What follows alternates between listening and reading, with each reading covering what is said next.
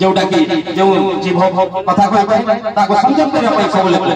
ताते वस्त्र उपयुक्त वस्त्र परिधान करिबो समाजशास्त्र रो वस्त्र परिधान करिबो भी सबले शिक्षित ताते सुंदर बड़ कथा सिखाई छले जोटा कि व्यवहार परस्पर सहित क्लास रे केमिति भाबे हमर साहित्य माने हमर सहपाठी सहित बंधुता करिबो सार मान सहित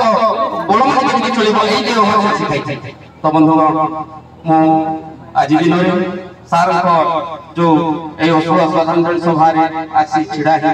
किछि दीप दे पारि छी सार को कोन दे परिबा से जोठारे थले भी से भरे थांतु एवं एही परिवार जो गोटे वैकुंठ गठन कर परिवार समस्त बंधु परिजन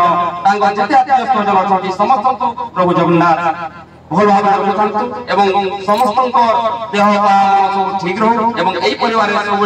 गोटे खुशी लगे लगी परिवार गोटे वैकुंठ हिसाब से सब काल जापन कर मोर वक्तव्य जय प्रभु जगन्नाथ।